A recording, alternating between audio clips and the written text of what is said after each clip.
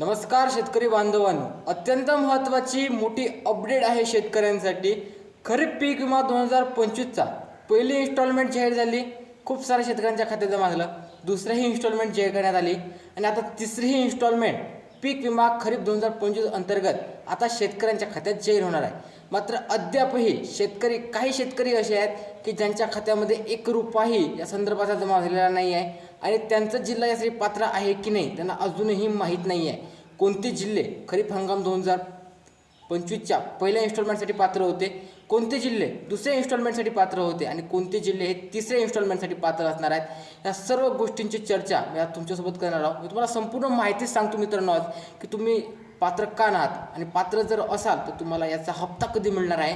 तुमचंही महसूल मंडळ यामधून वगळण्यात आलं असेल तर काय करावं लागणार आहे, तुम्हाला यामध्ये पात्र करण्यात येणार आहे की नाही। आणि काल परवा राज्यामध्ये जे आढावा बैठक झाली ज्यामध्ये असं सांगण्यात आलेलं होतं की जे महसूल मंडळ अपात्र करण्यात आलेले आहेत त्यांचाही विचार या संदर्भात करण्यात येणार आहे। तर या गोष्टींची सर्व चर्चा आपण या व्हिडिओमध्ये करणार आहोत। तुम्ही आपल्या चॅनलवर नवीन असाल तरी चॅनलला सबस्क्राईब करा आणि बेल आयकॉनवरती सेट करा, कारण की अशा अपडेट तुम्हाला सर्वप्रथम या चॅनलवरती पाहायला मिळतात। तर खरीप हंगाम 2025 या अंतर्गत राज्यामध्ये जवळपास मित्रांनो 70 ते 75 मिलीमीटरपेक्षा जास्त पाऊस पाहायला मिळाला होता। ज्या अनुषंगाने राज्यातील 75% भाग हा नुकसानग्रस्त जाहीर करण्यात आलेला होता।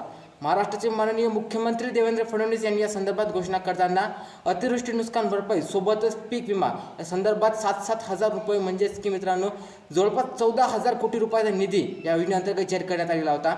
तेव्हाच्या काळामध्ये पाहण्यात आलं तर अतिवृष्टीचा जो निधी आहे तो तत्काळ शेतकऱ्यांच्या खात्यात म्हणजे 1 ते 1.5 महिन्याच्या अंतरावर जमा करण्यात आलेला होता आणि त्याची कुठलीही अट नव्हती। यासाठी कोणताही स्पेसिफिक शेतकरी पात्र असेल किंवा नाही, प्रत्येक कोणतेही महसूल मंडळ न पाहता प्रत्येकाच्या खात्यामध्ये ती रक्कम जमा झाली। मात्र जेव्हा विचार हा पीक विम्याचा करण्यात आला, जेव्हा वेळ हे पीक विम्याचे पैसे देण्याची आली, तेव्हा मात्र आता खूप सारे महसूल मंडळ अपात्र करण्यात येत आहेत। ज्या महसूल मंडळामध्ये अतिवृष्टी नुकसान भरपाई मिळाली ते महसूल मंडळ पीक विम्यातून अपात्र झालेले आहेत। तर मित्रांनो असा प्रश्न पडतो की अतिवृष्टी देण्याच्या वेळेस आमचा जिल्हा हा नुकसानग्रस्त होता, मात्र पीक विमा देण्याच्या वेळेस आमचा जिल्हा हा नुकसानग्रस्त नाही आहे असं दाखवण्यात येत आहे। तर हा एक मोठा प्रश्न राज्य सरकारला विचारण्यात येत होता।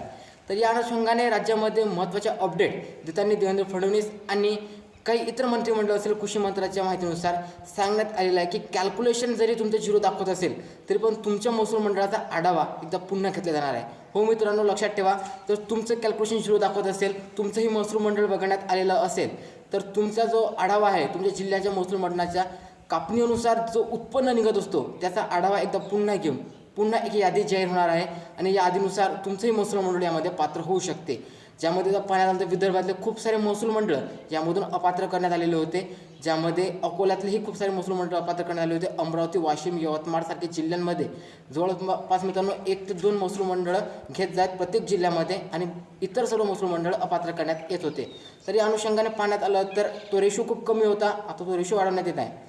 आता एक म्हणजे पहिली इन्स्टॉलमेंट तुमच्या खात्यात जमा झाली नाही, पहिली इन्स्टॉलमेंट जवळपास मित्रांनो 25,000 रुपये प्रति हेक्टरच्या वर शेतकऱ्याच्या खात्यात जाहीर झाली, ज्यामध्ये मराठवाड्यातील 8 जिल्ह्यांचा मोठ्या प्रमाणामध्ये समावेश होतो। नांदेडसारख्या जिल्ह्यामध्ये मोठ्या प्रमाणामध्ये पीक विमा जमा झाला आणि दुसरी इन्स्टॉलमेंटसुद्धा आजवरच शेतकऱ्यांच्या खात्यामध्ये वाटप सुरू आहे आणि तिसरी इन्स्टॉलमेंट आता येणार आहे। तर पीक विम्याची जी रक्कम आहे ती इन्स्टॉलमेंट म्हणजे टप्प्याटप्प्यावर शेतकऱ्यांच्या खात्यामध्ये जाहीर होत असतो आणि प्रत्येक टप्प्यामध्ये महाराष्ट्रातील जे 34 जिल्हे यासाठी पात्र आहेत पीक विम्यासाठी ते 34 जिल्ह्यांचा निकष घेत असतो। पहिले मराठवाड्यातील जिल्हे घेतले, पश्चिम विदर्भातील जिल्हे, नंतर पूर्व विदर्भातील काही जिल्हे, नंतर कोकणातील बरेचसे भाग ज्यामध्ये सांगली, सातापूर, सोलापूर, कोल्हापूर, रत्नागिरी, सिंधुदुर्ग सारखे भाग आहेत। या भागामध्ये मोठ्या प्रमाणामध्ये नुकसान पाहायला मिळालं होतं आणि या जिल्ह्याच्याही अजूनही म्हणजे या जिल्ह्यांचा विचार करणं चालू आहे। यामधील सर्व शेतकऱ्यांचे अजूनही कॅल्क्युलेशन हे काहीचे झिरो दाखवत आहेत आणि काहीचे अविटे दाखवत आहेत, म्हणजे बऱ्याचशा शेतकऱ्यांना या जिल्ह्यात पैसे मिळालेले आहेत पण बरेचसे शेतकरी असे आहेत की ज्यांना अजूनही पैसे मिळाले नाही आहेत। मला सांगतो महाराष्ट्रामध्ये जर 100% शेतकरी असेल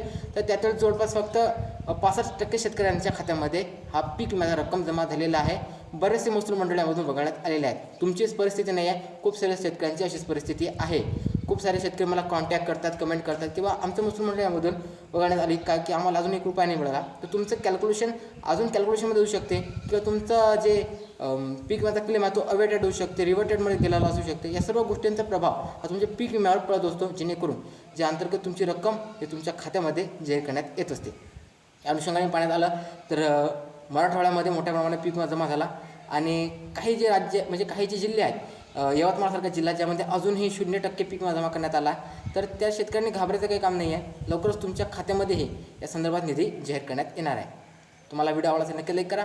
भेटूया नवीन व्हिडिओमध्ये. जय हिंद, जय महाराष्ट्र.